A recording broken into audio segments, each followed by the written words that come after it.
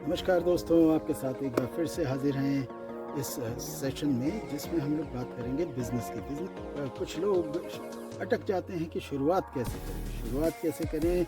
यानी सबसे पहला प्रश्न आता है कि भाई हम क्या उत्पाद करें या क्या सेवा जो है, क्या प्रोडक्ट या क्या सर्विस सिलेक्शन करें जिससे मार्केट में हमें सक्सेस मिल सकती है। बताऊँगा, अपने आसपास नज़र डालिए और देखिए कि कौन सी चीज़ वहाँ पर उत्पादित होती है, कौन सी चीज़ वहाँ पे अवेलेबल है। जो लोकल रिसोर्सेज हैं उसको ही लेकर अगर आप अपना बिज़नेस शुरू करेंगे तो आपके लिए बहुत आसान पड़ेगा, क्योंकि आपको प्रोक्योरमेंट का जो कॉस्ट है वो बहुत कम पड़ेगा। यानी अगर वो चीज़ आपके इलाके से 500 किलोमीटर दूर पर होती है और उसका व्यापार आप करना चाहते हैं तो बहुत मुश्किल है। नंबर 2, ये अंदाज़ा नहीं आ पाता कि अगर हमने बिज़नेस शुरू किया तो वो बनेगा कितना बड़ा। तो उसके लिए आप थोड़ा सा मार्केट रिसर्च करिए, अंदाज़ा लगाइए कि कौन सी चीज़ें यहाँ सबसे ज़्यादा चल रही हैं, मार्केट में डिमांड क्या है, उसका अंदाज़ा इससे ही लग जाएगा कि लोग ये कहें कि ओहो, काश हमारे शहर में भी ये चीज़ होती या ये सेवा मिलती। अगर नहीं हो रहा है तो उसमें आप जो है कस्टमर नीड को आइडेंटिफाई कर सकते हैं। नंबर 2 कि भाई हमने चलिए प्रोडक्ट आइडेंटिफाई भी कर लिया, लेकिन हम उसको बनाकर लॉन्च कहाँ पे करें। लोकल मार्केट से ही शुरू करिए। मैं तो रिकमेंड करूँगा कि जो फर्स्ट टाइमर बिजनेस हैं उनके लिए कि वो छोटे से शुरू करें। बहुत बड़ा जो है इन्वेस्टमेंट और तामझाम ना करके उत्पाद को बना लिया।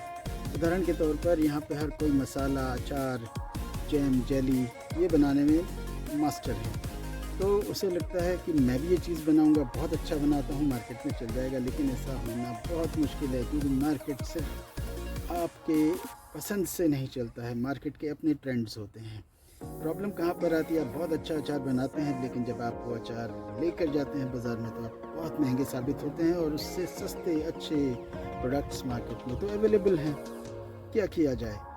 Costing is very important. जब आप पायलट कर रहे हैं तो उस समय पूरी कॉस्टिंग आप करिए कि आपको उदाहरण के लिए 1 किलो कोई वस्तु उत्पादित करने के लिए कितना खर्च लग रहा है।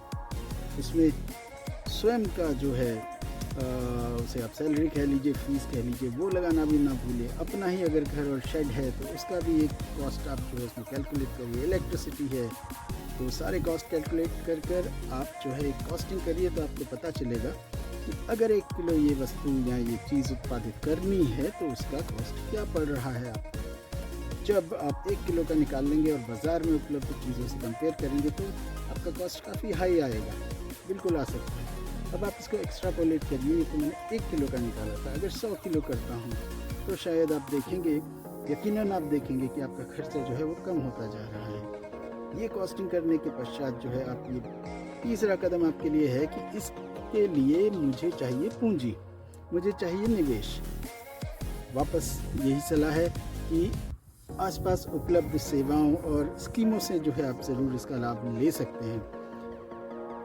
तो प्रधानमंत्री यानी PMEGP एक स्कीम है, उससे आप लोन ले सकते हैं। मुद्रा, उससे आप लोन ले सकते हैं। और अगर आप खाद्य प्रसंस्करण में हैं तो उसके लिए PM-FME स्कीम है। अब मैं सिर्फ स्कीमों के नाम ही अभी बताऊंगा, अगर आपको इसके बारे में डिटेल चाहिए तो आप मुझे DM कर सकते हैं, वो पूरी डिटेल भी आपके साथ शेयर करेंगे। तो वहाँ से आप जो है पूंजी की व्यवस्था भी कर सकते हैं। सबसे मज़े की बात है, शिकायत भी होती है कि भाई बैंक्स जो है पैसा तो उन्हीं लोगों को देते हैं जो रसूखदार होते हैं, जो इन्फ्लुएंस कर सकते हैं। लेकिन आप भी इन्फ्लुएंस कर सकते हैं। तो उसके लिए आप ऐसे एक्सपर्ट्स, ऐसे संस्थानों की मदद लीजिए जो आपको पूरे डॉक्यूमेंटेशन में मदद करें। क्योंकि देखिए, अगर कहीं से हमें लोन लेना है, बिज़नेस लोन लेना है, तो उसके लिए डॉक्यूमेंटेशन बहुत ज़रूरी है। क्योंकि एक फाइनेंशियल इंस्टीट्यूट जो है वो अपनी सिक्योरिटी तो देखेगा ही, और उसके साथ साथ कि पूरे प्रोसेस से जब हम गुजरते हैं, जहाँ पे हम बजटिंग कर रहे हैं, जहाँ पे हम प्रोजेक्शंस कर रहे हैं, जहाँ पे हम सेल्स का आकलन कर रहे हैं, तो हम ज़्यादा बेहतर बिज़नेस पर्सन बनने की राह पर होते हैं। अब आपने वहाँ से बिज़नेस से लोन तो ले लिया, लेकिन वहाँ पर 2 चीज़ें और महत्व की है जिसे ध्यान में रखना है कि आप इन्वेस्ट कैसे करें। अब जो फेल हो रहे उद्यम हैं उनकी कहानी मैं बताऊँ कि लोग स्कीम से पैसे तो ले रहे हैं लेकिन उसे ग्रो नहीं कर पा रहे। क्यों नहीं कर पा रहे? 2 रीज़न है। एक, रीज़न तो इंटरनल है। अगर हम सॉर्ट करें तो उस उद्यमी के अंदर एक प्रॉब्लम ये आ रही है कि यहाँ पर वो इस जुगाड़ में रह जाता है कि ये सब्सिडी का जो पूरा का पूरा मामला है, उसके लिए जो वेंडर है उसको तो कह दिया भैया आपके पास जो है 20 लाख का चेक आएगा, उससे हमें ये सामान खरीदना है, लेकिन असल में हमें तो इतनी की ज़रूरत ही नहीं है, हमें सिर्फ 5 लाख का ही सामान लेना है और बाकी आप हमें कैश दे दीजिए। ये बहुत धड़ल्ले से चल रहा है। वेंडर का क्या है, उसे अपना मार्जिन मिल जाता है और उसके साथ साथ वो परसेंटेज भी ले लेता है जो कैश देना है। तो इससे एक पैरेलल बिजनेस शुरू हो गया है, वो करप्शन का बिजनेस। जब करप्शन के बिजनेस में कोई उद्यमी घुस जाता है तो वो उद्यमी नहीं होता, वो पट्टा बन जाता है और उसका बिजनेस डब्बा हो जाता है। तो चौथी चीज़ मैंने आपसे बताई कि प्रोफेशनल की हेल्प ज़रूर आप लीजिए। उसके बाद जैसे ही आपने उत्पादन के विषय में सोचा, वहाँ पे बहुत ही महत्वपूर्ण है जो काफ़ी लोग इग्नोर करते हैं, क्योंकि शायद हर कोई आज के समय में अपने आप को बिजनेस पर्सन ही समझता है। 2-4 अगर वो वीडियो देख लेता है, 2-4 चीज़ें देख लेता है, कॉन्फिडेंस आ जाता है, यस मैं भी कर सकता हूँ। अगर वो कर सकता है, सबसे पहले अपना ब्रांड नेम सोचे। नाम सोचना आसान नहीं है, बहुत मर्जी से। ज़्यादातर लोग तो बहुत मोह अंधता में नाम रख लेते हैं।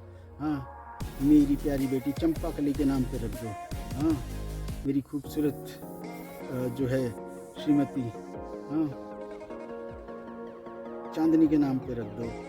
ऐसे नहीं, देखिए आप जिस सेगमेंट में हैं वहाँ पे आपको ब्रांड नेम अगर सेलेक्ट करना है तो आप लोगों को थोड़ा सा मंथन करना पड़ेगा। ठीक है, थोड़ा सा मंथन कैसे करना पड़ेगा? हम हमारे लिए बना रहे हैं क्या? नहीं, वो ग्राहकों के लिए चीज़ बन रही है। तो ये देखना है कि ग्राहकों की प्रेफरेंसेस क्या हैं, उनकी पसंद क्या है, वो सोचा जाए। जिस प्रोडक्ट कैटेगरी में आप डील कर रहे हैं उसके बारे में थोड़ा सा रिसर्च अगर आप करेंगे तो ये पता चलेगा। उससे संबंधित ही आपको नाम सोचना पड़ेगा। नाम ऐसा हो, छोटा हो, रिदमिक हो, लोगों की ज़बान पे चढ़ जाए, तो आप आगे निकल जाएंगे। नंबर 2, आपने ब्रांड नेम भी सोच लिया और इसके साथ साथ आप एक छोटा सा मार्केटिंग बजट जो है वो ज़रूर एलोकेट करें, क्योंकि आज के समय में अगर आप मार्केटिंग यानी इंफॉर्मेशन डिसेमिनेशन यानी आपके प्रोडक्ट की जानकारी के लिए जानकारी फैलाने के माध्यमों का इस्तेमाल नहीं करते हैं तो आप पिछड़ गए हैं। पिछड़िए मत। सोशल मीडिया स्ट्रेटेजी के लिए, आपके ब्रांडिंग के लिए, पैकेजिंग के लिए एक छोटा सा बजट ज़रूर रखिए। इसे ये मत सोचिए कि ये जब बहुत हम स्टेबल हो जाएंगे तब ये करेंगे। भाई आप अगर आज ये कर लोगे ना तो जल्दी से स्टेबल हो जाओगे। So spend on marketing, fine, branding भी हो गई। लास्ट चीज़ है इस सेगमेंट में कि हमें लैब टेस्टिंग ज़रूर करा लेनी चाहिए। हम प्रोडक्ट बनाते हैं, दावा करते हैं, हर किसी को सुनिए वो ये कहता है कि मेरा प्रोडक्ट शुद्ध है, ऑर्गेनिक है, प्राकृतिक है। मुंह से बोलने से क्या होता है? आपके पास कोई प्रूफ है तो वो प्रूफ लैब टेस्टिंग के रूप में आपको ज़रूर अपने साथ रखना चाहिए। तो ये 5 चीज़ें अगर हम ध्यान रखेंगे तो स्टार्ट करने में बिज़नेस कोई प्रॉब्लम नहीं आएगी। हौसला बनाए रखिए और कुछ भी जानना हो तो आप हमें DM कर सकते हैं। ऑल द बेस्ट, नमस्कार।